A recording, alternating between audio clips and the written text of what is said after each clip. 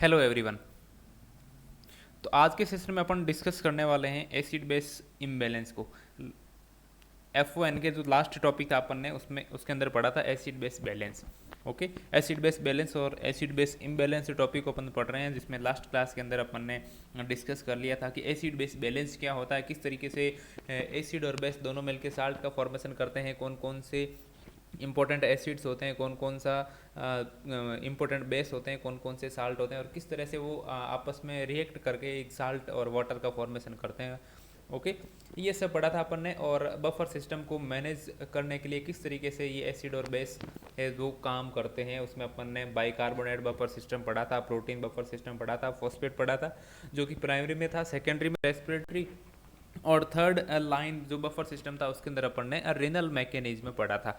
उसके बाद में अब पढ़ेंगे कि एसिड बेस इम्बैलेंस क्या होता है, किस तरीके से इन जो एसिड और बेस है ब्लड की पीएच है उसमें अबनॉर्मलिटीज होती है, और कौन कौन से एसिड बेस इम्बैलेंस आपको देखने को मिलते हैं किसी भी पर्सन के अंदर। तो चलिए बात करें अगर एसिड बेस इम्बैलेंस की, एसिड बेस इम्बैलेंस की बात करें अपन। ओके, तो किसी भी पर्सन के अंदर आपको मेनली जो चार टाइप के एसिड बेस इम्बैलेंस देखने को मिलते हैं। ओके, इसमें से दो तो होंगे रेस्पिरेटरी, दो होंगे मेटाबॉलिक। रेस्पिरेटरी इम्बैलेंस और मेटाबॉलिक इम्बैलेंस, रेस्पिरेटरी इम्बैलेंस और मेटाबॉलिक इम्बैलेंस। ओके, अब बात करें रेस्पिरेटरी, इट मीन्स कि ये कहीं ना कहीं लंग्स से रिलेटेड है। ओके, और इसको मैनेज करने का सारा काम किसका है, लंग्स का। और लंग्स में अपन इंपॉर्टेंट जो मेजरमेंट देख रहे थे वो क्या था, PCO2। ओके, तो अगर PCO2 की अब्नॉर्मलिटीज है और वहाँ पे कोई इम्बैलेंस हो रहा है तो उसको क्या बोलेंगे अपन, रेस्पिरेटरी इम्बैलेंस। अब रेस्पिरेटरी इम्बैलेंस होगा, इसको भी अपन दो टाइप्स में डिवाइड करते हैं। ओके, एक तो होगा आपका रेस्पिरेटरी एसिडोसिस, एक तो होगा रेस्पिरेटरी एसिडोसिस। ओके, एक होगा आपका रेस्पिरेटरी एल्किलोसिस। ओके, एसिडोसिस कब होगा, रेस्पिरेटरी एसिडोसिस कब होगा, जब पीएच, एसिडोसिस मीन्स पीएच तो डिक्रीज हो ही रही है लेकिन PCO2 क्या हो रही है, इंक्रीज हो रही है। तो वो कंडीशन कौन सी होगी, रेस्पिरेटरी एसिडोसिस की। रेस्पिरेटरी एल्किलोसिस की कंडीशन कौन सी होगी, जिसमें पीएच तो डिक्रीज नहीं हो रहा बल्कि क्या हो रहा है, इंक्रीज हो रहा है, तभी तो एल्कोलिसिस हो रहा है। ओके, और PCO2 क्या हो रही है, यहाँ पे डिक्रीज हो रही है। इसी तरीके से मेटाबॉलिक इम्बैलेंस को भी दो टाइप्स में डिवाइड करते हैं अपन। ओके, एक तो होगा आपका मेटाबॉलिक एसिडोसिस, एक होगा आपका मेटाबॉलिक मेटाबॉलिक एल्किलोसिस। आपको ये चीज़ ध्यान रखनी है कि रेस्पिरेटरी इम्बैलेंस के अंदर तो इंपॉर्टेंट होगा कौन सा वैल्यू, आपका PCO2। PCO2 वैल्यू जिसकी नॉर्मल वैल्यू होती है 35 से लेकर 45 तक। मेटाबॉलिक इम्बैलेंस के अंदर इंपॉर्टेंट क्या होने वाला है, आपका बाइकार्बोनेट HCO3 जिसको अपन बोलते हैं बाइकार्बोनेट, जिसकी नॉर्मल वैल्यू अपन ने पढ़ी थी 22 से लेके 27 तक। ओके, तो ये चार टाइप के आपको क्या देखने को मिलते हैं, एसिड बेस इम्बैलेंस देखने को मिलते हैं किसी भी पर्सन के अंदर। ओके, अब ये चार किस तरीके से अफेक्ट होते हैं और कौन कौन सी कंडीशन होती है जिसमें ये देखने को मिलते हैं, उसको अपन डिसाइड करेंगे एसिड बेस इम्बैलेंस के अंदर। फर्स्ट वन आपका कौन सा है, रेस्पिरेटरी एसिडोसिस। फर्स्ट वन अपन कौन सा पढ़ रहे हैं, रेस्पिरेटरी एसिडोसिस। देखिए, अब रेस्पिरेटरी एसिडोसिस में क्या होगा, अपन ने स्टार्टिंग में ही बात की थी कि रेस्पिरेटरी एसिडोसिस में क्या हो रहा था, एसिडोसिस है, इट मीन्स की पीएच कम हो रही है। ओके, और जब भी पीएच कम होती है तो रेस्पिरेटरी एसिडोसिस में क्या होता है, PCO2 इंक्रीज होता है। PCO2 इंक्रीज होगा। ओके, PCO2 क्या होगा, इंक्रीज होगा। ठीक है, रेस्पिरेटरी एसिडोसिस में PCO2 इंक्रीज होगा तो ये क्या है, CO2 बढ़ रहा है। CO2 बढ़ रहा है तो CO2 आगे जाके अपने बात की थी कि अपने ब्लड के अंदर क्या है, SCO2, और फिर क्या बनेगा आपका कार्बोनिक एसिड। कार्बोनिक एसिड बनेगा तो S प्लस आयन क्या होंगे, इंक्रीज। S प्लस आयन क्या होंगे, इंक्रीज होंगे। और S प्लस आयन जहाँ पे भी इंक्रीज होंगे वो ब्लड की पीएच को क्या करते हैं, कम करते हैं। तो कौन सी कंडीशन होगी, एसिडोसिस होगी। तो ये एसिडोसिस क्यों हुआ है, क्योंकि यहाँ पे पेशेंट की पीएच डिक्रीज हुई है, किस वजह से? क्योंकि पेशेंट के ब्लड के अंदर पीसीओ2 का लेवल क्या हुआ है, इंक्रीज हुआ है, इसलिए अपन ने इसको क्या बोला, रेस्पिरेटरी एसिडोसिस। तो रेस्पिरेटरी एसिडोसिस में आपको क्या देखने को मिलेगा, respiratory acidosis is caused by inadequate ventilation. इनएडिक्वेट ventilation it means patient सही तरीके से रेस्पिरेशन नहीं कर पा रहा है, CO2 को नॉर्मली एक्सपेल आउट कर देना चाहिए, वो नहीं हो पा रही है। ओके, तो क्या हो रहा है, कार्बन डाइऑक्साइड CO2 का क्या हो रहा है, रिटेंशन हो रहा है। यहाँ पे CO2 क्या हो रही है, रिटेन हो रही है। ओके, तो जैसे ही CO2 रिटेन होगी तो PCO2 का लेवल क्या हो जाएगा, PCO2 का लेवल हो जाएगा more than 45 mm of Hg। Okay, 45 mm of Hg हो जाएगा। अगर ये कंडीशन आपको कहाँ पे देखने को मिलेगी, रेस्पिरेटरी एसिडोसिस के अंदर। चलिए अब देखते हैं कि वो कौन कौन सी कंडीशन है जिस कंडीशन के अंदर पेशेंट क्या करेगा, उसका एडिक्वेट जो वेंटिलेशन है वो मेंटेन नहीं कर पाएगा। तो वो कौन सी कंडीशन होगी जिसमें वो प्रॉपर वेंटिलेट नहीं कर पाएगा, कौन कौन सी कंडीशन हो सकती है जिसके अंदर CO2 रिटेन होगी, और फिर क्या होगा, ये जो PCO2 का लेवल है ये मोर देन 45 होगा, तो क्या होगा, H+ आयन बढ़ेंगे और पेशेंट को एसिडोसिस होगा। ये एसिडोसिस क्यों हो रहा है, CO2 रिटेंशन की वजह से, इसलिए अपन ने इसको क्या बोला, रेस्पिरेटरी एसिडोसिस। कौन कौन सी कंडीशन होगी, कॉजेज की बात करें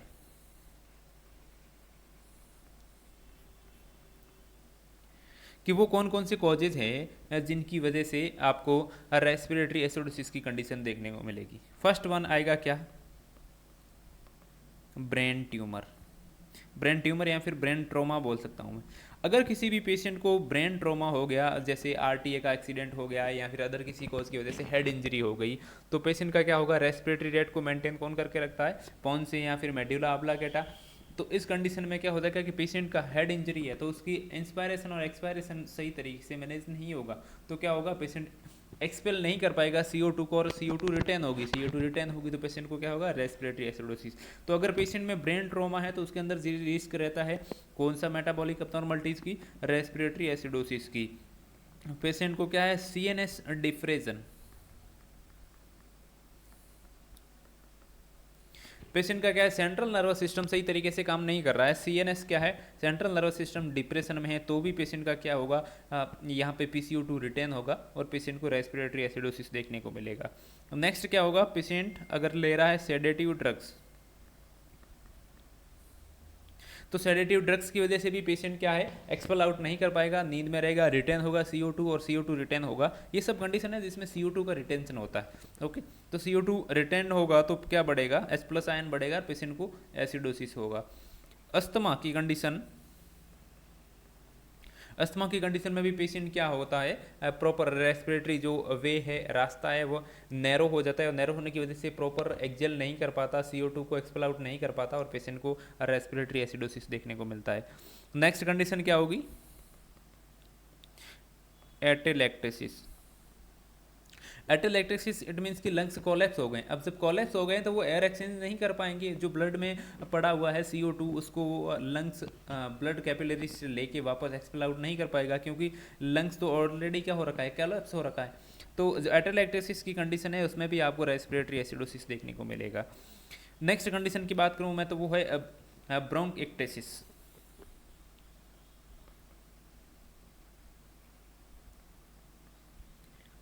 ब्रोंकिक्टेसिस का मतलब होता है जो ब्रोंकस है उसका परमानेंटली क्या हो जाना, डायलेट हो जाना। अब ब्रोंकस का डायलेट हमेशा नहीं, उसका कोलैप्स, रेगुलर इंटरवल पे कोलैप्स और डायलेशन जरूरी है, तभी CO2 एक्सपेल आउट होती है। ओके, तो परमानेंटली अगर डायलेट हो जाए ब्रोंक्यूल्स, ठीक है, ब्रोंक्यूल्स परमानेंटली डायलेट हो जाए तो अगर एयर एक्सचेंज नहीं होगी तो CO2 का रिटेंशन होगा। ओके, तो ब्रोंकिक्टेसिस में भी क्या आपको देखने को मिलता है, यहाँ पे रेस्पिरेटरी एसिडोसिस। ब्रोंकिक्टेसिस का मतलब होता है परमानेंट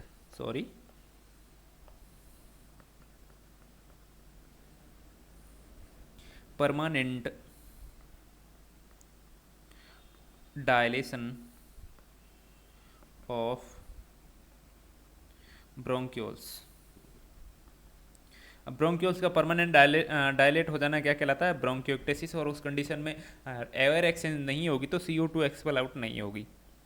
ओके, नेक्स्ट कंडीशन की बात करूं मैं तो नेक्स्ट कंडीशन कौन सी होगी? ब्रोंकाइटिस। ब्रोंकाइटिस, आइटिस का मतलब इन्फेक्शन हो गया ब्रोंकस में, उस कंडीशन को ब्रोंकाइटिस को क्या बोला जाता है? ब्लू ब्लोटर भी बोला जाता है, ब्लू ब्लोटर। ब्लू ब्लोटर बोला जाता है क्योंकि इस कंडीशन में क्या होता है? एक्सेसिव म्यूकस का फॉर्मेशन होता है। क्या बनता है? एक्सेसिव म्यूकस का फॉर्मेशन होता है, इसलिए इसको बोलते हैं ब्लू ब्लोटर।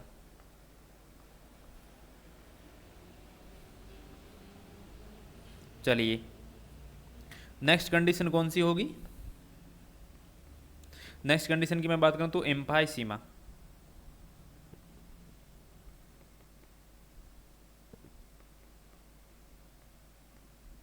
एम्फाइसीमा या फिर सीओपीडी की कंडीशन भी हो सकती है, जिसको बोलते हैं सीओपीडी। ओके, एम्फाइसीमा या फिर सीओपीडी।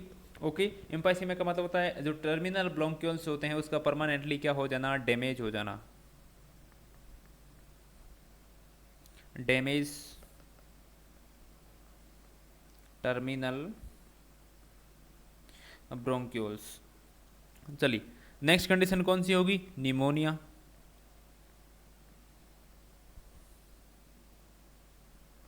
नेक्स्ट कंडीशन कौन सी होगी? पायोथोरेक्स। पायोथोरेक्स का मतलब होता है आपका पस का भर जाना, लंग्स में अंदर क्या हो जाना? पस का फॉर्मेशन हो जाना, पायोथोरेक्स।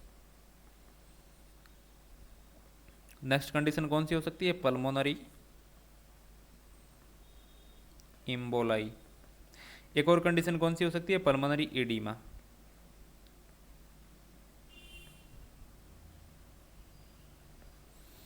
ये सब कौन कौन सी कंडीशन है? ये सब वो कंडीशन है जिसके अंदर आपके कहीं ना कहीं लंग्स क्या हो रहे हैं? अफेक्ट हो रहे हैं, पेशेंट का रेस्पिरेशन है वो अफेक्ट हो रहा है, पेशेंट सही तरीके से इंस्पायरेशन एक्सपायरेशन नहीं कर पा रहा है। ये सब कंडीशन की वजह से पेशेंट का क्या अफेक्ट हो रहा है? रेस्पिरेशन अफेक्ट हो रहा है। रेस्पिरेशन अफेक्ट हो रहा है मीन्स कि पेशेंट जो CO2 बन रही है टिश्यू में एयर एक्सचेंज के बाद में, उस CO2 को एक्सपेल आउट नहीं कर पा रहा है। और जैसे जैसे ब्लड के अंदर CO2 बढ़ती जाएगी तो वो पानी के साथ में मिलकर कार्बोनिक एसिड बनाएगी। कार्बोनिक एसिड हाथों हाथ टूट जाएगा और कार्बोनिक एसिड जैसे ही टूटेगा H+ आयन बनेंगे। और जितने ज़्यादा फ्री H+ आयन होंगे पेशेंट का pH लेवल डिक्रीज होता जाएगा और पेशेंट को कौन सी कंडीशन होती जाएगी? Respiratory acidosis. क्योंकि उस कंडीशन में pH तो डिक्रीज होगी लेकिन CO2 तो ब्लड के अंदर ही पड़ा है, CO2 का लेवल और क्या होता जाएगा? बढ़ता चला जाएगा। ओके, इस तरीके से ये कंडीशन होती है जिसके अंदर पेशेंट में क्या हो सकता है? रेस्पिरेटरी एसिडोसिस हो सकता है।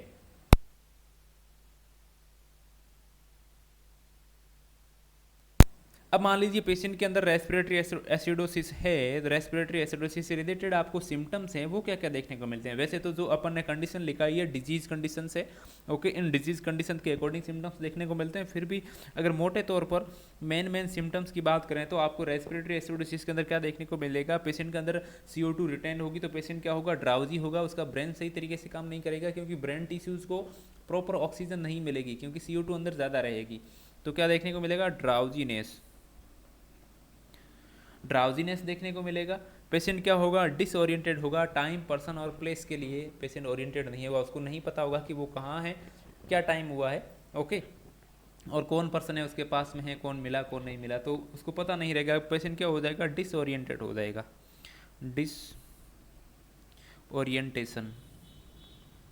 डिसओरिएंटेशन हो जाएगा। इसके साथ में पेशेंट को क्या होगा? हेडेक होगा। पेशेंट को क्या होगा? हेडेक होगा। अगर ज़्यादा सीरियस वाली कंडीशन है, जो PCO2 का लेवल बहुत ज़्यादा इंक्रीज हुआ तो पेशेंट कोमा में भी जा सकता है। पेशेंट क्या चला जाएगा? कोमा में चला जाएगा। पेशेंट को क्या होगा? हाइपरकैलेमिया। हाइपरकैलेमिया। अब हाइपरकैलेमिया क्यों होगा ये आपको अच्छे तरीके से पता होना चाहिए क्योंकि लास्ट में जब अपन ने एसिड बेस इम्बैलेंस पढ़ा था बफर सिस्टम के अंदर अपन ने पोटेशियम को भी पढ़ा था। पोटेशियम की कंडीशन क्या होगी? पोटेशियम क्या है? एक कैटायन जो इंट्रासेलुलर फ्लूइड के अंदर सबसे ज़्यादा पाया जाता है, यानी कि सेल के अंदर पाया जाता है। ठीक है, अब सेल के बाहर फ्री रेडिकल्स बढ़ेंगे। फ्री रेडिकल्स कौन से? H+ ion. H+ आयन बढ़ेंगे ज़्यादा, तो बॉडी कंपनसेट करने के लिए क्या करेगी, बाहर से जो H प्लस आयन है उसको सेल के अंदर भेजेगी।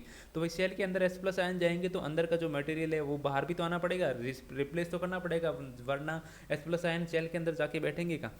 तो अंदर से बाहर क्या आएगा, अंदर तो सबसे ज़्यादा पोटेशियम है, तो पोटेशियम क्या आएगा, बाहर आएगा फ्री फ्लूइड में, एक्स्ट्रा सेलुलर में। तो क्या होगा, पेशेंट को हाइपर कैलेमिया हो जाएगा, पेशेंट का पोटेशियम लेवल इंक्रीज हो जाएगा। ओके, हाइपर कैलेमिया होगा। इसके साथ में पेशेंट को क्या होगा, वेजोडाइलेशन।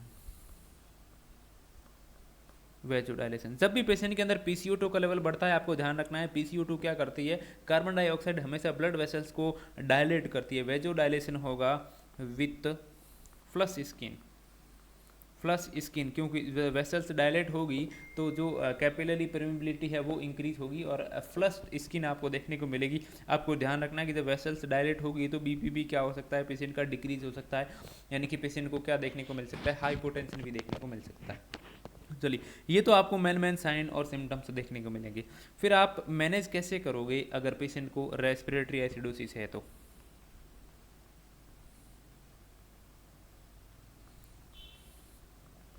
मैनेजमेंट की बात करूं मैं तो आपको क्या करना है, क्योंकि प्रॉपर पेशेंट वेंटिलेट नहीं कर पा रहा है, इंस्पायरेशन एक्सपायरेशन नहीं कर पा रहा, तो वेंटिलेशन की हेल्प करने के लिए भले ही वो पेशेंट अगर O2 सपोर्ट कर रहा है, नेजल प्रोंग से कर रहा है, मास्क ऑक्सीजन मास्क से कर रहा है, या फिर नॉन इन्वेजिव वेंटिलेटर से कर रहा है, हो सके तो पेशेंट को इंट्यूबेट भी करना पड़ सकता है। इस कंडीशन में इंट्यूबेशन के साथ में ET ट्यूब हो, या फिर अगर ऊपर का एयरवे ऑब्स्ट्रक्ट है तो पेशेंट को क्या करो, ट्रेकियोस्टोमी करके पेशेंट को वेंटिलेट करो।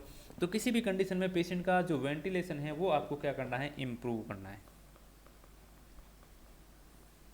Improve ventilation.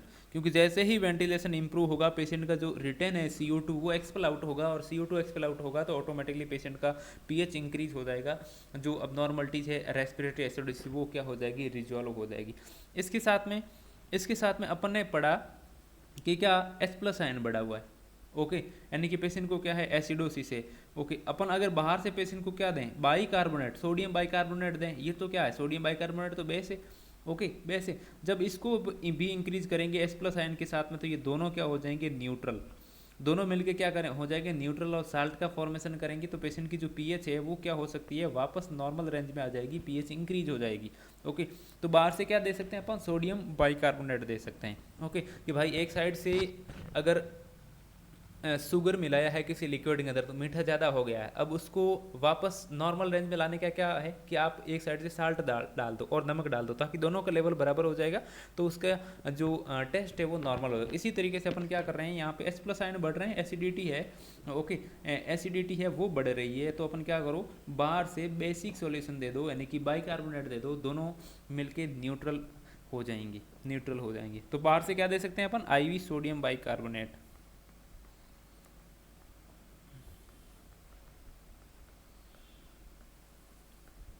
इस तरीके से अपन ने क्या कर दिया, यहाँ पे रेस्पिरेटरी एसिडोसिस को ट्रीट कर दिया। चलिए अब नेक्स्ट पे आते हैं, नेक्स्ट कौन सी कंडीशन होगी, रेस्पिरेटरी एल्किलोसिस। ओके, रेस्पिरेटरी एल्किलोसिस की कंडीशन।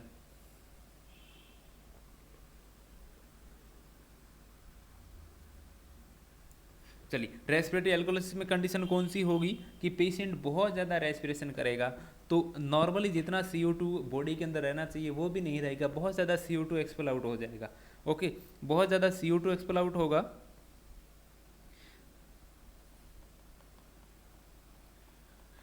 एक्सपल्जन ऑफ CO2 क्या होगा, इंक्रीज होगा, CO2 इंक्रीज होगा तो वहाँ पे कार्बोनिक एसिड भी नहीं बनेगा, कार्बोनिक एसिड नहीं बनेगा तो H प्लस आयन भी नहीं बनेगी, तो H प्लस आयन का भी लेवल डिक्रीज हो जाएगा, और जब भी H प्लस आयन का लेवल डिक्रीज होगा तो pH क्या होगी, इंक्रीज होगी, और जब pH इंक्रीज होगी तो कौन सी कंडीशन हो जाएगी, एल्कलोसिस की कंडीशन हो जाएगी।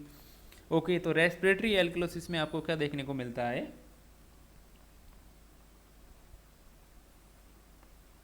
कॉज्ड बाई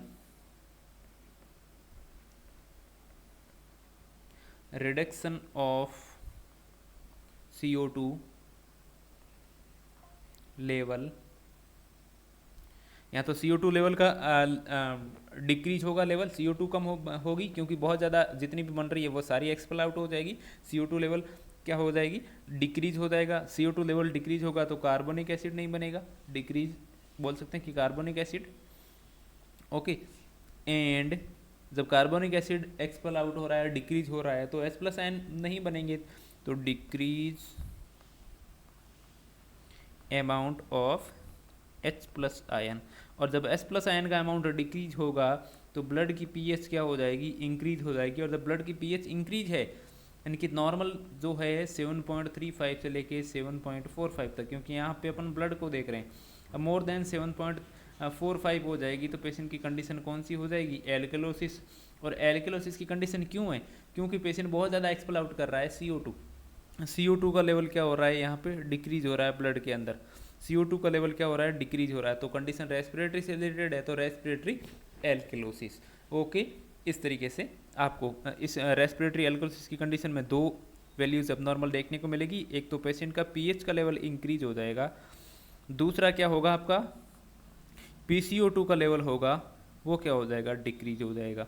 ओके, PCO2 का लेवल डिक्रीज, पीएच तो हो जाएगी आपकी मोर देन 7.45 और PCO2 का लेवल हो जाएगा less than 35 mm of Hg। इस तरीके से आपको कंडीशन कौन सी देखने को मिलेगी, रेस्पिरेटरी एल्कलोसिस। अब कौन कौन से कॉजेज है जो रेस्पिरेटरी एल्कलोसिस कर सकते हैं, कॉजेज की बात करें, कॉजेज की बात करें तो एक निमोनिक है जिसको याद करके जिसको रखे अपन रेस्पिरेटरी एल्कलोसिस के जो कॉजेज है उसको याद कर सकते हैं, वो है होप्पा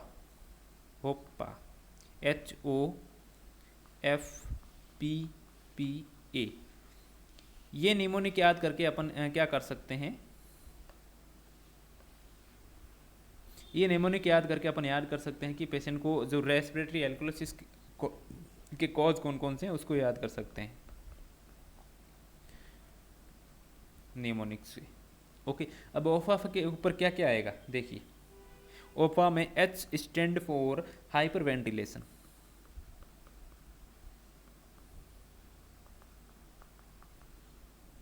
हाइपर वेंटिलेशन में मीन्स कि पेशेंट का रेस्पिरेटरी रेट और डेप्थ दोनों इंक्रीज हो जाएगी। और रेट और डेप्थ जब इंक्रीज होगी तो ब्लड के अंदर जितना भी आपका CO2 पड़ा है वो सब बाहर निकल जाएगा, CO2 का लेवल डिक्रीज हो जाएगा। CO2 का लेवल डिक्रीज हो जाएगा तो ऑटोमेटिकली आपको पता है कि पीएच इंक्रीज हो जाएगी और CO2 का लेवल डिक्रीज हो जाएगा ब्लड के अंदर। तो हाइपर वेंटिलेशन की कंडीशन हो गई आपकी। ओके, नेक्स्ट कंडीशन कौन सी होगी, हाइपोक्सिया की कंडीशन। हाइपोक्सिया की कंडीशन, अब जब बाहर से ऑक्सीजन आ ही नहीं रहा है, ओके, तो ऑक्सीजन टिश्यू के पास में मिल ही नहीं रहा है कम, जब ऑक्सीजन ही नहीं मिल रहा है तो CO2 कैसे बनेगी, तो हाइपोक्सिया की कंडीशन हो गई। या फिर एक कंडीशन होती है हिस्टेरिया। हिस्टेरिया ये एक न्यूरोसिस डिसऑर्डर है, साइकोन्यूरोटिक डिसऑर्डर है। कौन सा डिसऑर्डर है,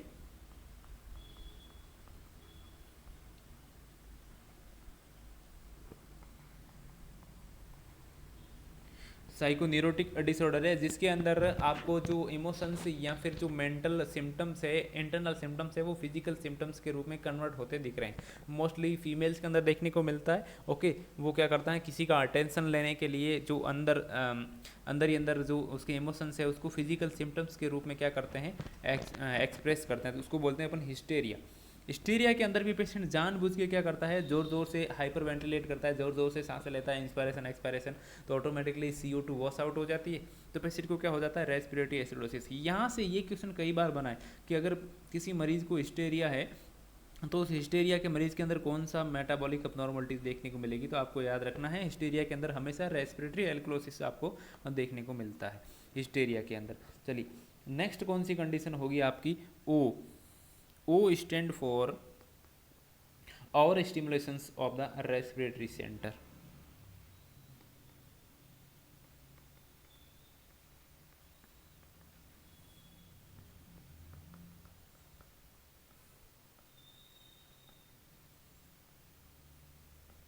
अब रेस्पिरेटरी सेंटर क्या हो जाए, और स्टिमुलेट हो जाए, और स्टिमुलेट होगा तो पेशेंट की जो रेस्पिरेटरी रेट एंड जो डेप्थ होगी दोनों ही इंक्रीज हो जाएगी, रेस्पिरेटरी रेट और डेप्थ दोनों इंक्रीज होगी, तो पेशेंट हाइपर वेंटिलेट होगा तो ऑटोमेटिकली CO2 का लेवल डिक्रीज हो जाएगा।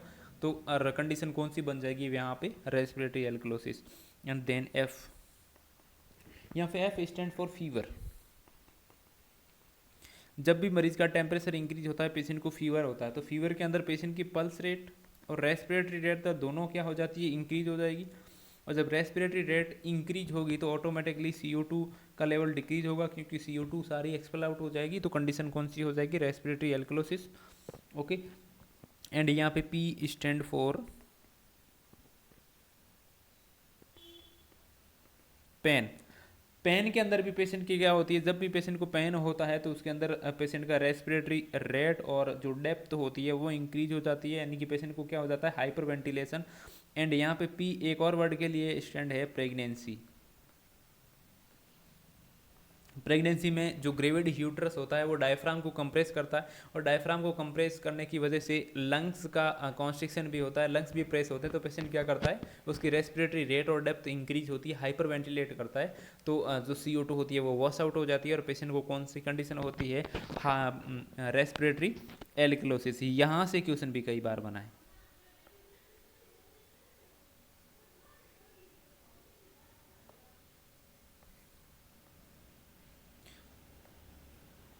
ये भी याद रखना है, प्रेगनेंसी में कौन सा मेटाबॉलिक अबनॉर्मलिटीज़ देखने को मिलती है या फिर रेस्पिरेटरी अबनॉर्मलिटी, तो आपको बताना है प्रेगनेंसी के अंदर हमेशा आपको रेस्पिरेटरी एल्कलोसिस देखने को मिलता है, रेस्पिरेटरी एल्कलोसिस। कौन सी अबनॉर्मलिटीज, रेस्पिरेटरी एल्कलोसिस प्रेगनेंसी के अंदर। देन अपन कहाँ तक आ गए, फर्स्ट वी तक आ गए हैं, सेकंड पी पर भी आ गए अपन। Okay, first P for pen, second P for pregnancy, and last one बसा आपका A फॉर एंजाइटी। जब भी पेशेंट को एंजाइटी होगी तो भी उसकी रेस्पिरेटरी रेट और डेप्थ क्या हो जाएगी, इंक्रीज हो जाएगी एंजाइटी के अंदर, और रेट और डेप्थ इंक्रीज होगी तो CO2 ऑटोमेटिकली डिक्रीज होगा, तो एल्कलोसिस की कंडीशन होगी। यहाँ से भी कई बार क्वेश्चन बनता है कि एक एंजाइटी के साथ में आपके पास पेशेंट आया है, उसकी जो लैब वैल्यू असेस कर रहे हैं आप आर्टेरियल ब्लड गैसेज की, तो आपको कौन सी अबनॉर्मलिटीज देखने को मिलेगी, तो वहाँ पे भी राइट आंसर जाएगा आपका रेस्पिरेटरी एल्कलोसिस। ये तो मेनली क्या हो गए, कॉजेज हो गए। उसके बाद में अपन आते हैं सिम्टम्स पर, कि अगर पेशेंट को रेस्पिरेटरी एल्कलोसिस है तो उसके अंदर साइन और सिम्टम्स क्या क्या देखने को मिलेंगे आपको।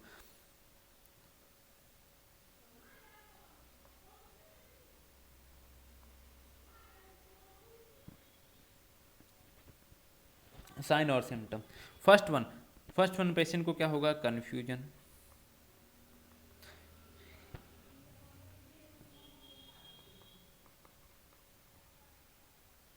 नोजिया, वॉमिटिंग,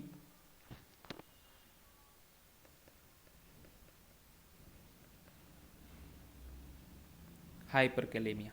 हाइपरकैलेमिया की कंडीशन क्यों देखने को मिलेगी, ये अपन ने बात की थी कि जब भी पेशेंट को एल्कोलिसिस होगा तो वहाँ पे क्या है, हाइड्रोजन आयन कम है, हाइड्रोजन आयन कम है, पीएच को मेंटेन करने के लिए हाइड्रोजन आयन चाहिए, तो सेल के अंदर इंट्रा सेलुलर कंपार्टमेंट में जितने भी हाइड्रोजन आयन पड़े हैं वो सेल क्या करेगी, रिलीज कर देगी, बॉडी कंपनसेट कर रही है। तो जब अंदर से हाइड्रोजन आयन बाहर आ रहे हैं तो सेल के अंदर भी तो कुछ स्पेस बना है, उस स्पेस को भरने के लिए बाहर जितना भी पोटेशियम पड़ा है वो सेल के अंदर चला जाएगा, और एक्स्ट्रा वेस्कुलर या फिर इंट्रावेस्कुलर एक्स्ट्रा सेलुलर जो कंपार्टमेंट में है वहाँ पे आपका पोटेशियम का लेवल क्या हो जाएगा, अब वहाँ पे पोटेशियम का लेवल क्या हो जाएगा, कम हो जाएगा। हाइपोवेलेमिया, सॉरी हाइपोकेलेमिया, हाइपर नहीं होगा, हाइपर तो एसिडोसिस में होता है।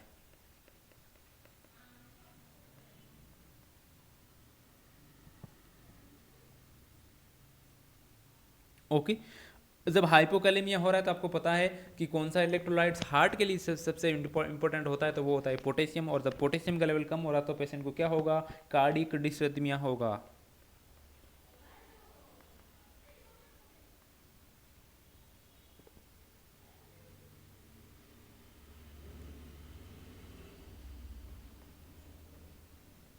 कार्डियक डिसरिथमिया आपको देखने को मिलेगा।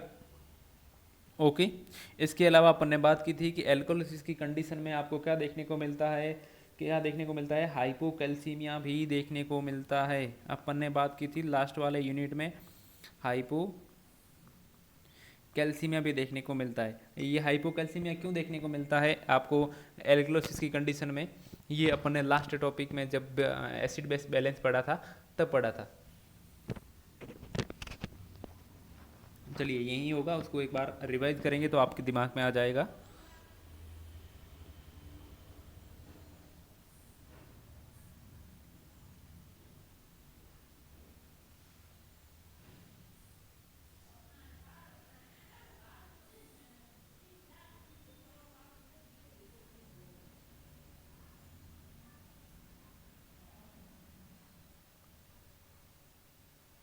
देखिए यहाँ पे कैल्शियम, अपन ने बात की थी कैल्शियम के बारे में। तो कार्बोक्सिल ग्रुप आपने पढ़ा था कि प्रोटीन के ऊपर दो ग्रुप होते हैं। ओके, एक तो होता है कार्बोक्सिल ग्रुप, एक होता है एमाइनो ग्रुप। जब भी बॉडी के अंदर H प्लस आयन क्या होते हैं, कम होते हैं या फिर ज़्यादा होते हैं, तो ये दोनों ग्रुप एक्टिवेट होते हैं। ओके, यहाँ पे एसिडोसिस के अंदर आपका ग्रुप जो एक्टिवेट होता है वो होता है एमाइनो ग्रुप। और एमाइनो ग्रुप क्या करता है, H प्लस आयन को खींच के अपने पास में लेके आ जाता है। ओके, और जब भी पेशेंट को एल्कलोसिस की कंडीशन होती है तो कौन सा, कार्बोक्सिल ग्रुप एक्टिवेट होता है, अपन ने पढ़ा था। कार्बोक्सिल ग्रुप एक्टिवेट होता है और वो क्या करता है, अपने पास से जितना भी H प्लस आयन पड़ा है उसको रिलीज करता है ब्लड के अंदर, ताकि ब्लड की पीएच क्या हो जाए, मेंटेन हो जाए। H प्लस आयन उसको मिल जाएंगे तो पीएच मेंटेन हो जाएगी।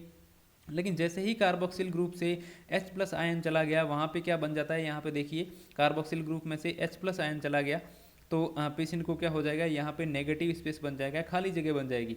और ये नेगेटिव चार्ज कौन भरेगा, बाहर से किसको आना पड़ेगा, कैल्शियम को आना पड़ेगा। और बाहर कैल्शियम है, उसको खींच के यहाँ पे लेके आ गया आपका कार्बोक्सिल ग्रुप, और यहाँ आके कैल्शियम फिट हो गया पॉजिटिव ग्रुप। नेगेटिव के लिए पॉजिटिव चाहिए, तो कैल्शियम बाहर से आ गया तो आपका जो आयोनाइज कैल्शियम है उसका लेवल डिक्रीज हो जाएगा और पेशेंट को हाइपोकैल्सीमिया हो जाएगा। मेनली अपन ने पढ़ा था कि ये कंडीशन आपको एल्कलोसिस की वाली कंडीशन में देखने को मिलती है, एसिडोसिस में देखने को मिलता है हाइपरकैल्सीमिया, लेकिन इतना नहीं। तो यहाँ पे अगर पेशेंट को क्या है, रेस्पिरेटरी एल्कलोसिस है, तो अपन ने पढ़ा कि पेशेंट को हाइपोकैल्सीमिया होगा। हाइपोकैल्सीमिया क्यों होगा, क्योंकि कार्बोक्सिल ग्रुप से जब H प्लस आयन रिलीज हो रहे हैं तो वहाँ पे नेगेटिव चार्जेस बन रहा है, और नेगेटिव चार्ज बन रहा है तो ब्लड से आपका आयोनाइज्ड कैल्शियम है वहाँ चला जाएगा, और ब्लड के अंदर आयोनाइज्ड कैल्शियम का लेवल डिक्रीज हो जाएगा। आयोनाइज्ड कैल्शियम का लेवल क्या हो जाएगा, डिक्रीज हो जाएगा। तो पेशेंट को क्या होगा, हाइपोकैल्सीमिया। और हाइपोकैल्सीमिया के जितने भी सिम्टम्स है वो आपको यहाँ पे रेस्पिरेटरी एसिडोसिस के अंदर देखने को मिलते हैं। आपको ध्यान रखना है कि जब मेटाबॉलिक एसिडोसिस होगा तब भी आपको हाइपोकैल्सीमिया देखने को मिलेगा, क्योंकि एसिडोसिस की कंडीशन वो भले ही रेस्पिरेटरी हो या फिर भले ही मेटाबॉलिक हो, दोनों ही कंडीशन में आपको हाइपोकैल्सीमिया देखने को मिलता है। तो जब हाइपोकैल्सीमिया है तो हाइपोकैल्सीमिया के साइन और सिम्टम्स देख लीजिए। All symptoms of hypocalcaemia, hypocalcaemia के जितने भी सिम्टम्स हैं वो आपको यहाँ पे देखने को मिलते हैं। हाइपोकैल्सीमिया के क्या क्या सिम्टम्स होंगे आप बात करेंगे तो जैसे कि टिटेनी हो गया, नम्बनेस हो गया, क्या हो गया, नम्बनेस हो गया, टिंगलिंग सेंसेशन जो एक्सट्रीमिटीज़ के अंदर फील होंगे वो होंगे। पेशेंट को हाइपोकैल्सीमिया की वजह से सीजर आ जाते हैं तो सीजर आ सकता है पेशेंट को। ओके, हाइपर रिफ्लेक्सिया, जो रिफ्लेक्स होंगे वो ओवर एक्टिवेट, ओवर स्टिमुलेट आपको देखने को मिलेंगे। हाइपर रिफ्लेक्सिया आपको देखने को मिलेगा। Hyper acute deep tendon reflex आपको देखने को मिलेंगे। Hyper acute deep tendon reflex आपको देखने को मिलेंगे। ओके, इसके अलावा आपको पॉजिटिव कॉस्टिक साइन और ट्रोसियस साइन आपको देखने को मिलेंगे। कॉस्टिक साइंस आप जब पेशेंट के चिक के ऊपर टैप करोगे, ओके, तो आपको क्या है, जो फेशियल मसल्स होगी उसमें कॉन्ट्रैक्शन होगा वो देखने को मिलेगा। ट्रोसियस साइन कब होगा, आप जब पेशेंट का बीपी मेजर करोगे, बीपी कप लगा के, तो उसकी हेड की जो हैंड है उसकी लोअर एक्सट्रीमिटी, उसकी फिंगर की आपको क्या देखने को मिलेगा, उसके अंदर कॉन्ट्रैक्शन देखने को मिलेगा। तो पॉजिटिव कॉस्टिक साइन और ट्रोसियस साइन जो कि हाइपोकैल्सीमिया में आपको देखने को मिलते हैं वो यहाँ पे देखने को मिलेंगे किसके अंदर, रेस्पिरेटरी एसिडोसिस के अंदर। Positive Chvostek sign and Trousseau's sign,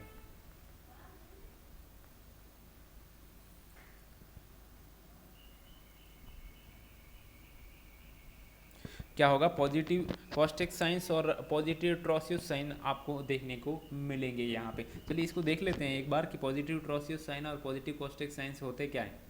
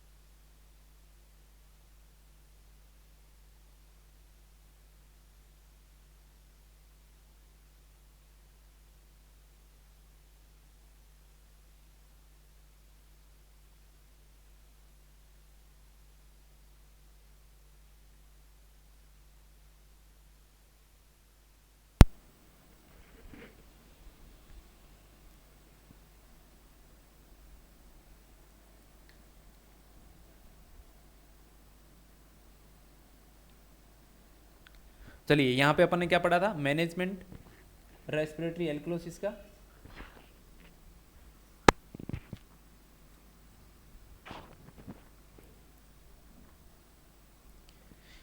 respiratory alkalosis का मैनेजमेंट, आप CO2 देंगे बाहर से, ओके, क्योंकि CO2 एक्सपेल आउट हो रही है। यहाँ पे CNS डिप्रेजेंट देंगे, हाइपोकैल्सीमिया देंगे, ओके। और रेस्पिरेटरी एल्कोलोसिस में कौन कौन सी कंडीशन में हो सकता है ये आपको याद रखना है, एंजाइटी, प्रेगनेंसी और हिस्टेरिया के अंदर। मेटाबॉलिक एसिडोसिस में अपन ने पढ़ा कि पीएच डिक्रीज हो रही है, हाइड्रोजन यहाँ पे आयन क्या हो रहे हैं, यहाँ पे बढ़ रहे हैं तो पीएच डिक्रीज होगी और बाइकार्बोनेट का लेवल डिक्रीज हो रहा है, ओके। क्या क्या देखने को मिलती है, पीएच डिक्रीज होगी, हाइड्रोजन आयन इंक्रीज होंगे और बाइकार्बोनेट का लेवल डिक्रीज होगा। यहाँ पे इसको कॉजेज में बात करें तो एक निमोनिक है, डॉक्टर हिमेश से याद रख सकते हैं अपन। D for diabetic mellitus, R for renal insufficiency, okay, and H for high fat diet. High fat diet लेंगे तो कीटोन बॉडीज बनेगी, इनसफिशिएंट मेटाबॉलिज्म या फिर कार्बोहाइड्रेट से इनएरोबिक ग्लाइकोलाइसिस होगा तो लैक्टिक एसिड बनेगा जिसका नेचर क्या है, एसिडिक है। माल न्यूट्रिशन में स्टारवेशन, फैट डैमेज होगी तो कीटोन बॉडीज बनेगी, और excessive intake of acetyl salicylic acid, aspirin लेंगे तो भी, और सीवियर डायरिया। अपन ने बात की थी सीवियर डायरिया में एब्डोमन की जो पीएच होती है वो तो होती है acidic due to the hydrochloric acids, and यहाँ पे जो गट है या फिर इंटेस्टाइन की है लोअर पार्ट की, उसकी नेचर रहता है आपका alkaline due to the pancreatic juice. अगर पेंक्रियाटिक जूस डायरिया के साथ में एक्सपेल आउट हो जाएगा तो कंपेरेटिवली आपकी जो HCl है उसका अमाउंट बढ़ जाएगा, तो पेशेंट को क्या होगा, यहाँ पे पेशेंट को क्या होगा, यहाँ पे मेटाबॉलिक एसिडोसिस होगा, loss of intestinal alkaline fluid, तो एसिडिक फ्लूइड का लेवल बढ़ जाएगा। नेक्स्ट आपका कौन सा है, हिमेस, HH, हाइपर इमेसिस ग्रेविडरम।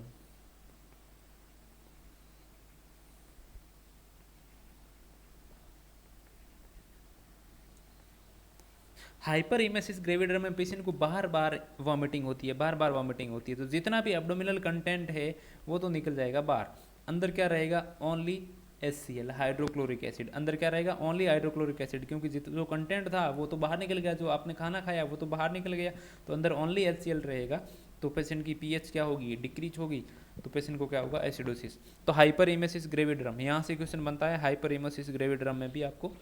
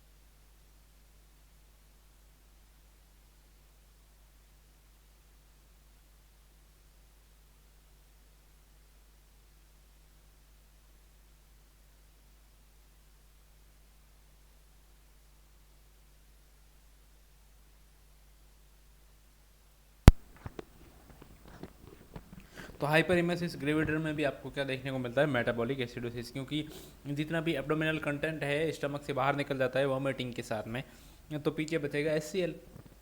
चलिए इसके बाद में अपन देखेंगे कि साइन और सिम्टम्स आपको मेटाबॉलिक एसिडोसिस के अंदर क्या देखने को मिलेगा। साइन और सिम्टम्स, साइन और सिम्टम्स की मैं बात करूँ तो पेशेंट को क्या देखने को मिलेगा, पेशेंट ड्राउजी होगा, ड्राउजीनेस, कन्फ्यूजन, या फिर अगर ज़्यादा पीएच डिक्रीज हुई तो पेशेंट कोमा में भी जा सकता है।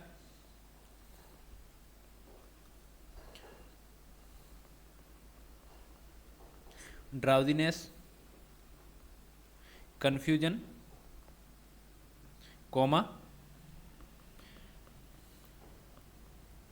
पेशेंट को हेडेक होगा,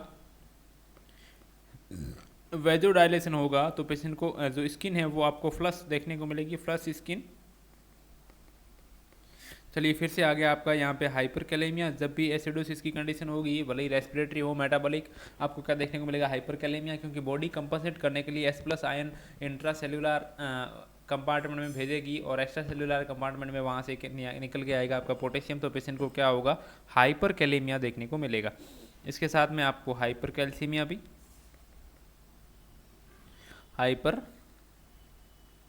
कैल्सीमिया भी देखने को मिलेगा, क्योंकि जब एक्स्ट्रा अमाउंट में जो H+ आयन है वो वहाँ पे जाके कार्बोनिक एसिड के पास में जाएंगे और तो वहाँ पड़ा पोटेशियम वहाँ से रिलीज होगा और तो फ्री जो आयोनाइज कैल्शियम है उसका लेवल इंक्रीज होगा, तो हाइपर कैल्सीमिया। और पेशेंट को अगर डायबिटिक कीटोएसिडोसिस है तो कुस्माल ब्रीथिंग आपको देखने को मिलेगी, कुस्माल।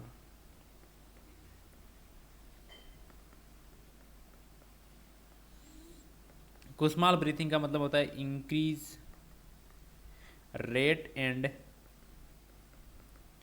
डेप्थ ऑफ ब्रीथिंग, क्योंकि बॉडी कंपनसेट करके जो एक्स्ट्रा H+ आयन है उसको CO2 के साथ में निकालने की कोशिश करेगी कंपनसेट करने के लिए।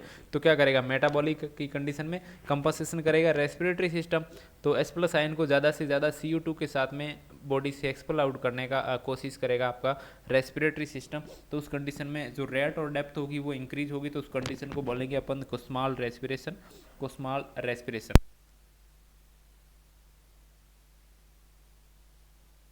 पेशेंट को हो ही गया है तो आप उसको कैसे मैनेज करेंगे, मेटाबॉलिक एसिडोसिस को। मैनेजमेंट की मैं बात करूं,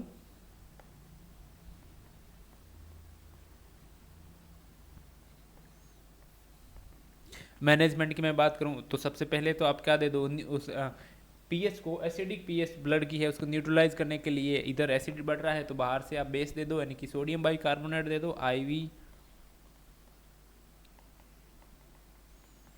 सोडियम बाइकार्बोनेट, तो पीएच क्या हो जाएगी, न्यूट्रलाइज हो जाएगी। ओके, अब पेशेंट के अंदर क्या बढ़ रहा है, हाइपरकैलेमिया, और जो पोटेशियम है एक्सपेल आउट होता है किडनी के थ्रू। पेशेंट का अगर यूरिन आउटपुट नॉर्मल है, पेशेंट को किडनी है वो प्रॉपर फंक्शन कर रही है, तो आप डायरेटिक दो ताकि पेशेंट का यूरिन आउटपुट बढ़ेगा, और यूरिन आउटपुट बढ़ेगा तो उसके साथ में पोटेशियम भी क्या होगा, एक्सपेल आउट होगा। ये तो इसका मैनेजमेंट है हाइपरकैलेमिया का, diuretic for potassium correction.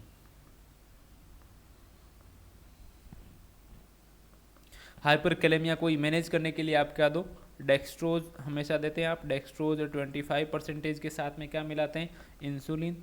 Okay, insulin क्या करता है, यहाँ पे एक्स्ट्रा सेलुलर फ्लूइड से पोटेशियम को उठाएगा और कहाँ पे भेजेगा, इंट्रा सेलुलर फ्लूइड के अंदर। ओके, और इंट्रा सेलुलर के अंदर पोटेशियम जब इंसुलिन भेजता है तो साथ में वो कार्बोहाइड्रेट को भी लेके जाएगा, तो कार्बोहाइड्रेट ज़्यादा जाने की वजह से पेशेंट को हाइपोग्लाइसीमिया नहीं हो, इसलिए आपको डेक्सट्रोज भी साथ में देनी है और इंसुलिन भी देना है, डेक्सट्रोज प्लस इंसुलिन देना है। ओके, आपको एक और चीज़ याद रखनी है, डी की ए के अंदर फ्लूइड कौन सा देते हैं, तो वो देते हैं normal saline. NS 0.9% fluid of choice होता है डायबिटिक कीटोएसिडोसिस के अंदर। इसके अलावा आप क्या दे सकते हैं, कैक्सिलेट एनीमा दे सकते हैं, जिसको के एनीमा बोलते हैं आप, K90 एनीमा, कैक्सिलेट एनीमा। कैक्सिलेट एनीमा क्या करेगा, आपका गट से या फिर इंटेस्टाइन से क्या करेगा, पोटेशियम को ऑब्जॉर्ब ही नहीं होने देगा, वहीं से आपका क्या कर देगा, एक्सपेल आउट कर देगा। या फिर आप करवा सकते हैं सालबुटामोल से न्यूमलाइजेशन। सालबुटामोल भी क्या करता है, पोटेशियम को एक्स्ट्रा सेलुलर से इंट्रा सेलुलर में भेजने का काम करता है। ये तो आपका मैनेजमेंट हो गया किसका, रेस्पिरेटरी मेटाबॉलिक एसिडोसिस का। नेक्स्ट आपका अबनॉर्मलिटीज है आपकी मेटाबॉलिक एल्कलोसिस। एल्कलोसिस का मतलब हो गया पेशेंट का पीएच यहाँ पे क्या हो रहा है, इंक्रीज हो रहा है। ओके, और यहाँ पे जो सोडियम बाइकार्बोनेट है उसका लेवल भी क्या हो रहा है, इंक्रीज हो रहा है।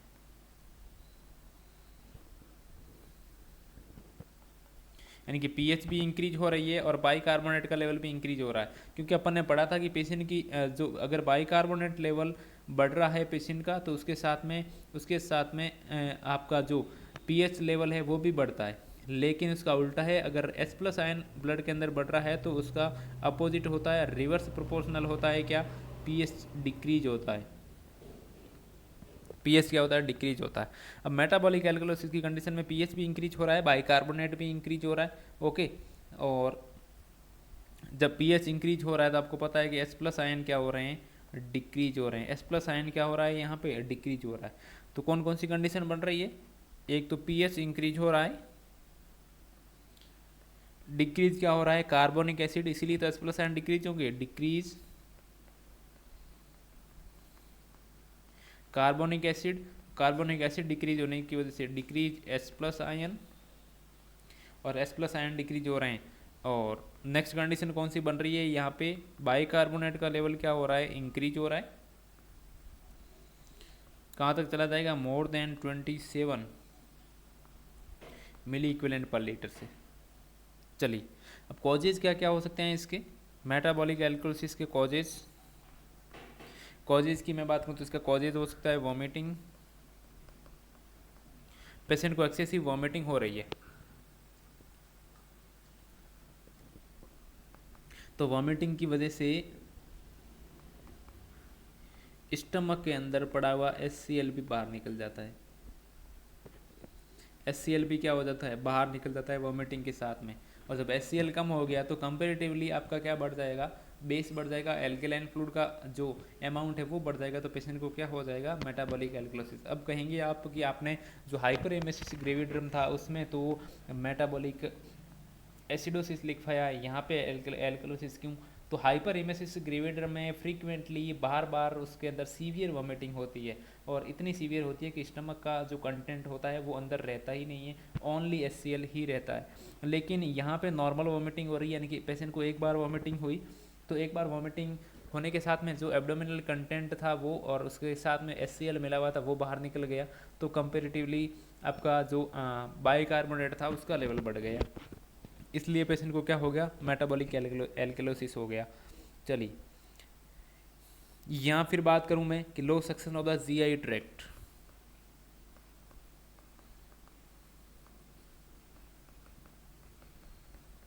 राइस ट्यूब लगा के पेशेंट को एब्डोमिनल जो कंटेंट था उसको एस्पिरेट किया, तो वहाँ से हाइड्रोक्लोरिक एसिड और जो कंटेंट था वो दोनों ही साथ में बाहर आ गए, तो क्या बढ़ गया, यहाँ पे क्या बढ़ गए, यहाँ पे बाइकार्बोनेट का लेवल इंक्रीज हो जाएगा, एल्कलाइन फ्लूइड का लेवल क्या हो जाएगा, बढ़ जाएगा, तो पेशेंट को क्या हो जाएगा, मेटाबॉलिक एल्कलोसिस। पेशेंट को अगर डायूरेटिक दे दी तो यूरिन के साथ में एस प्लस आयन बाहर निकल जाएंगे सारे, और जब एस प्लस आयन डिक्रीज होंगे तो क्या होगा, पीएच इंक्रीज हो जाएगी। चलिए, एक डिजीज होती है जिसको बोलते हैं कॉन्स सिंड्रोम। कॉन्स सिंड्रोम में क्या होता है, आपका जो एल्डोस्टेरोन का लेवल होता है वो इंक्रीज हो जाता है, हाइपर एल्डोस्टेरोनिज्म जिसको बोलते हैं, हाइपर एल्डोस्टेरोनिज्म। जब एल्डोस्टेरोन का लेवल बढ़ता है तो आपको याद रखना है कि एल्डोस्टेरोन का लेवल बढ़ता है तो ये फ्लूइड को तो, सोडियम को तो रीअब्जॉर्ब करता है, लेकिन हाइड्रोजन आयन को एक्सक्रीट आउट करता है। ओके, तो इसके अंदर क्या होगा,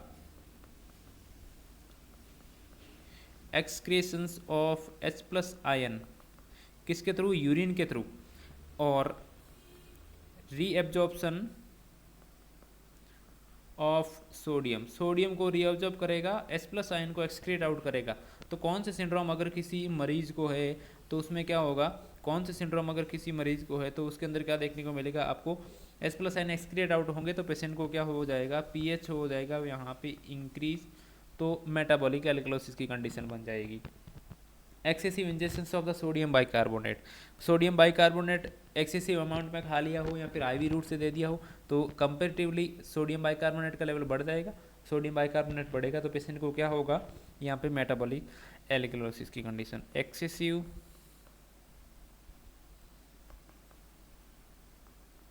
injections of the sodium bicarbonate, उसकी वजह से भी क्या होगा, मेटाबॉलिक एल्कलोसिस हो सकता है। यहाँ फिर पेशेंट को एक्सेसिव ब्लड ट्रांसफ्यूजन हो गई, यहाँ से क्वेश्चन बनता है।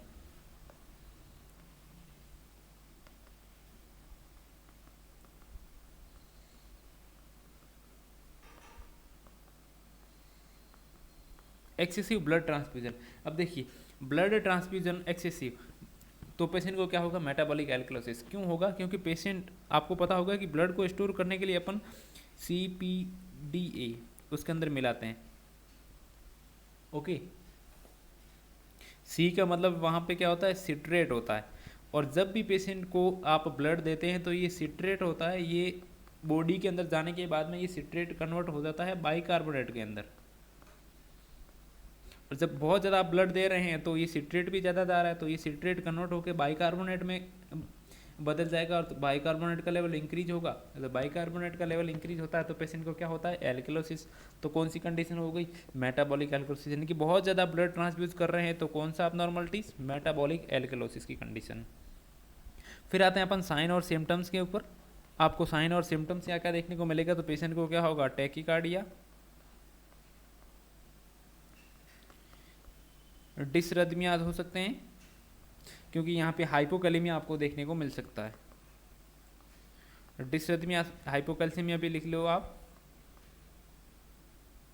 हाँ चलिए, डिसरिथमिया क्यों होगा, क्योंकि पेशेंट को क्या होगा, हाइपोकैलेमिया होगा। हाइपोकैलेमिया होगा तो डिसरिथमिया होगा।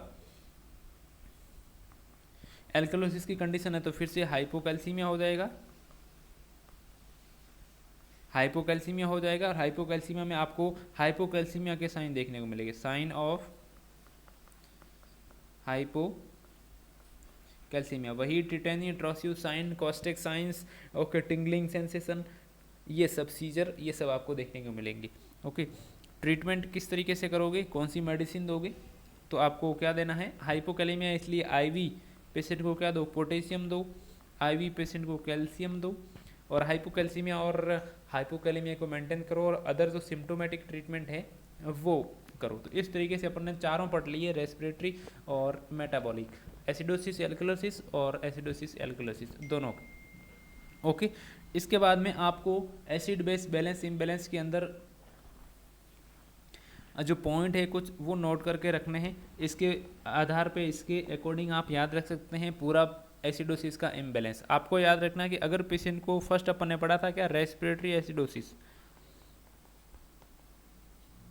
शॉर्ट में ये क्या है, शॉर्ट में पेशेंट को रेस्पिरेटरी एसिडोसिस हो रहा है तो पेशेंट का पीएच क्या हो रहा है, डिक्रीज हो रहा है।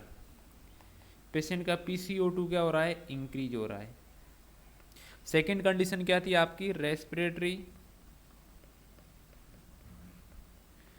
एल्कलोसिस थी। सेकेंड कंडीशन कौन सी थी, एल्कलोसिस थी। यहाँ पे पीएस इंक्रीज हो रही है, PCO2 डिक्रीज हो रहा है। थर्ड कंडीशन आपकी कौन सी थी, मेटाबॉलिक एसिडोसिस,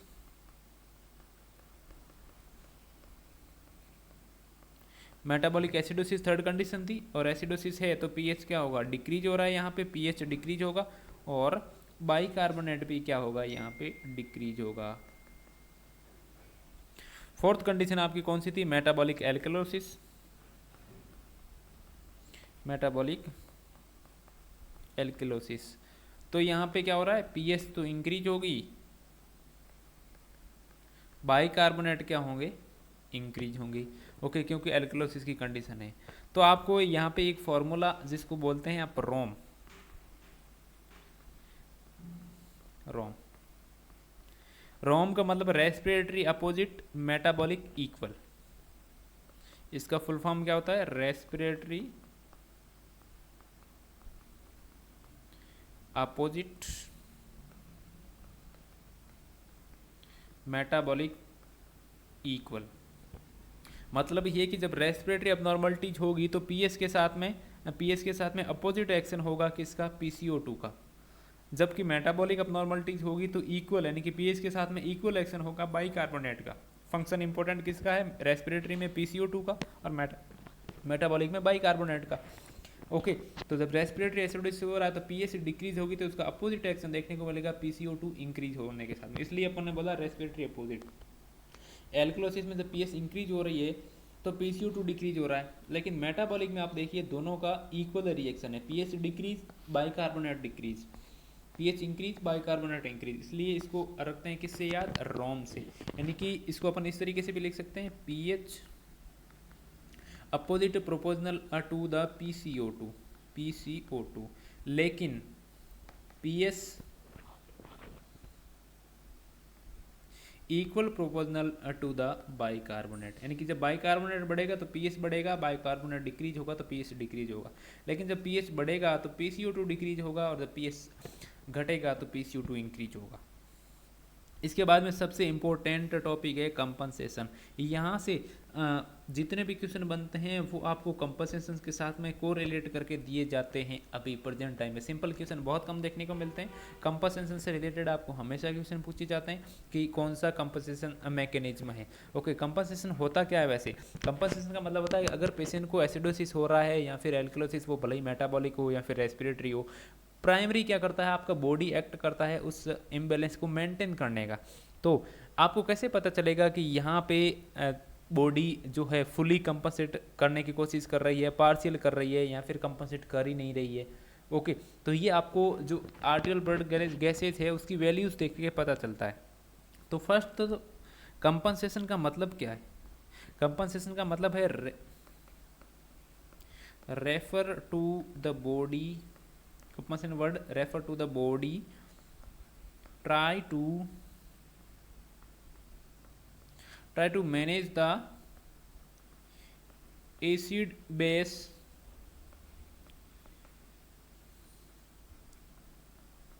डिस्टर्बेंस, यानी कि बॉडी ट्राई कर रही है एसिड बेस जो डिस्टर्ब हुआ है उसको मैनेज करने के लिए, और जब बॉडी थक जाती है तो फिर अपने को बाहर से ट्रीटमेंट लेना पड़ता है। प्राइमरी एक्ट तो बॉडी का बफर सिस्टम ही करता है। यहाँ पे 3 कंपनसेशन सिस्टम काम करते हैं। फर्स्ट तो होता है आपका फुली कंपनसेशन,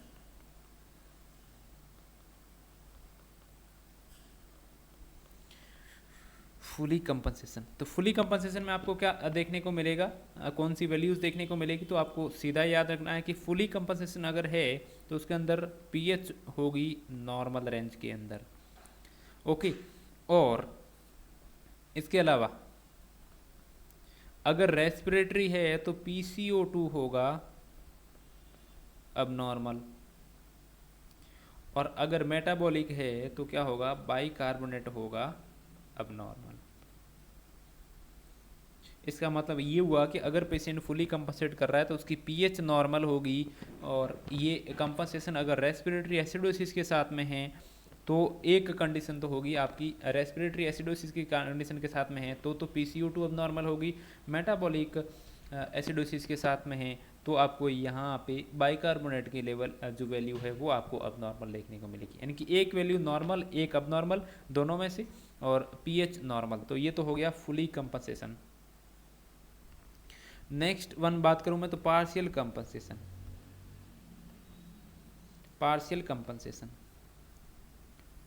पार्शियल कंपनसेशन के अंदर आपको क्या देखने को मिलेगा, पार्शियल के अंदर पीएच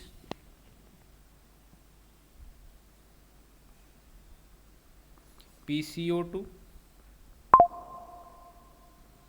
बाइकार्बोनेट तीनों की वैल्यू अब नॉर्मल देखने को मिलेगी। अगर आर्टेरियल ब्लड गैसेस आप इवेल्यूएट कर रहे हैं, ओके, और इन तीनों वैल्यूज़ की अब नॉर्मलिटीज आपको देखने को मिल रही है तो वहाँ पे पार्शियल कंपनसेशन है। कौन सा है वो तो आप सीधा डिसाइड कर देंगे ना कि पेशेंट की पीएच अगर डिक्रीज हो रही है तो एसिडोसिस से, इंक्रीज हो रही है तो एल्कोलोसिस से। ओके, तो यहाँ पे अगर तीनों वैल्यू अब नॉर्मल है तो पेशेंट को क्या है, पार्शियल कंपनसेशन है। थर्ड वन बात करूँ तो वो कंडीशन होती है अनकम्पनसेशन, यानी कि कंपनसेट कर ही नहीं रही है बॉडी, अनकम्पनसेशन। अनकम्पनसेशन के अंदर क्या होगा, पीएच अब नॉर्मल वैल्यू, पीएच भी अब नॉर्मल होगी, और PCO2 बाइकार्बोनेट, दोनों की कंडीशन में एक तो नॉर्मल वैल्यू होगी, एक ही अब होगी। वही वाली बात हुई कि अगर रेस्पिरेटरी है तो PCO2 अब होगी और मेटाबॉलिक है तो बाइकार्बोनेट अब होगी। लेकिन यहाँ पे पीएच भी अब होगी साथ में, इसलिए अनकम्पनसेशन है। पीएच नॉर्मल होती और इन दोनों में से एक नॉर्मल एक नॉर्मल होता तो फुली कंपनसेटेड हो जाता। तीनों ही अब हुई तो पार्शियल हो गया। ओके, और अनकम्पनसेशन की कंडीशन में क्या हुआ, एक दो अब तो आपको ध्यान रखना है कि फुली कंपनसेशन के अंदर एक वैल्यू तो है नॉर्मल, यानी कि टोटली दो नॉर्मल दिखेगी आपको, एक अब नॉर्मल दिखेगी। किसके अंदर, फुली कंपनसेशन के अंदर। पार्शियल कंपनसेशन के अंदर आपको तीनों की वैल्यू अब नॉर्मल।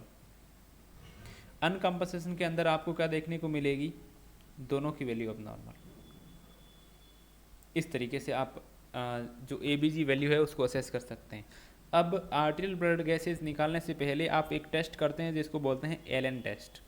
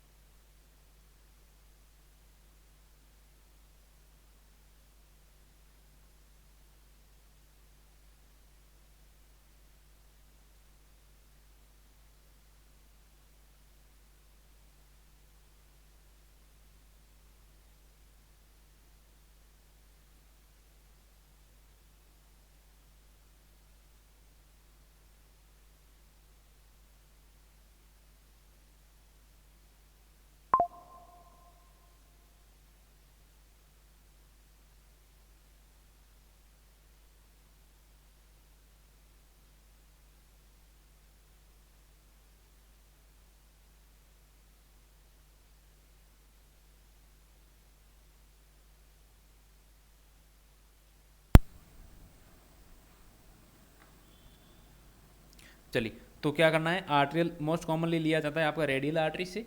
रेडियल आर्टरी से लिया जाता है सैंपल कोलेटरल सर्कुलेशन को असेस करने के लिए। और कोलेटरल में किसका असेस कर रहे हैं, यहाँ पे रेडियल और अल्नार दोनों में से पूछे तो आपको अल्नार आर्टरी का, क्योंकि बाई चांस अगर रेडियल आर्टरी यहाँ पे ब्लॉकेज है तो रिस्ट को सप्लाई करती रही अल्नार आर्टरी, उसकी पेटेंसी जरूरी है, इसलिए अल्नार आर्टरी की पेटेंसी चेक करेंगे अपन किससे, एलनल टेस्ट से। किस तरीके से करेंगे, डायरेक्ट प्रेशर अल्नार आर्टरी और रेडियल आर्टरी पे आपको क्या करना है, डायरेक्ट प्रेशर अप्लाई करना है। और डायरेक्ट प्रेशर अप्लाई करने के बाद में आपको कंप्रेस करके रखना है दोनों को 1 मिनट तक।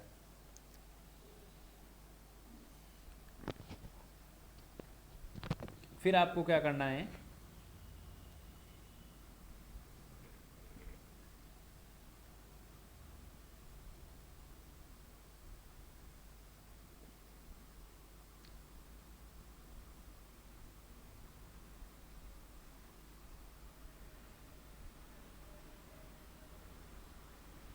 जैसे ही दोनों आर्टरीज को कंप्रेस करोगे आप, ब्लड सप्लाई है वो ऑब्स्ट्रक्ट होगी, तो धीरे धीरे यहाँ पे पाम का जो कलर है वो क्या होगा, ब्लूइश डिस्कलरेशन, यहाँ पे ब्लूइश कलर डिस्कलरेशन होगा। नॉर्मली किस तरीके से होता है, जब ब्लड सप्लाई रहती है तो वो होता है पिंकिश कलर का, पिंकिश कलर पाम का रहता है, लेकिन जैसे ही ब्लड सप्लाई डिस्टर्ब होगी ब्लूइश कलर होगा।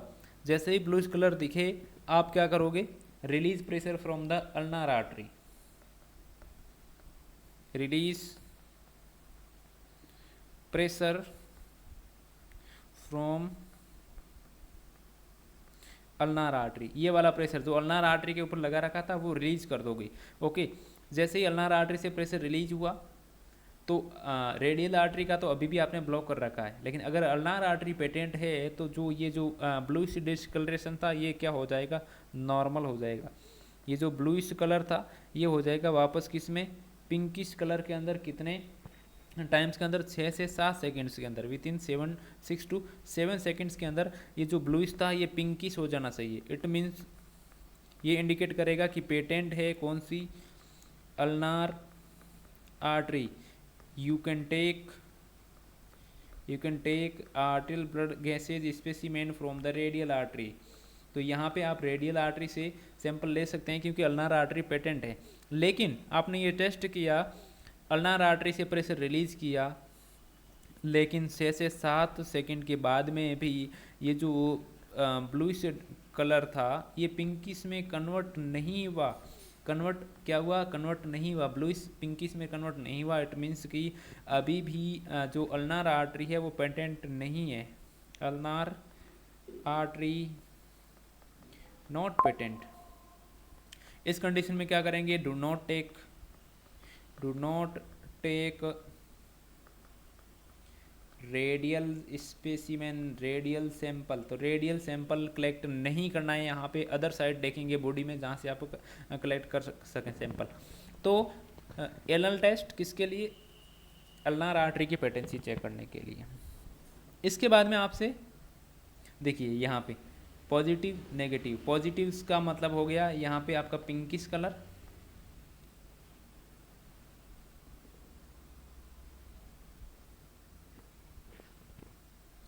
पॉजिटिव का तो मतलब हो गया यहाँ पे आपका जो ब्लूइश डिस्कलरेशन, और नेगेटिव मतलब पिंकिश डिस्कलरेशन। ओके,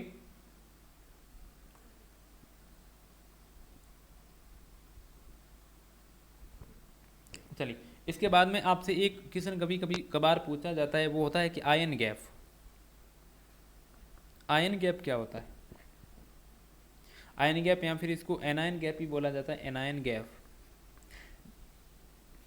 एजी एनायन गैप। ये एनायन गैप होता है सोडियम प्लस पोटेशियम की नॉर्मल वैल्यूज को आप माइनस करोगे किससे, कैटायन को माइनस करोगे एनायन से।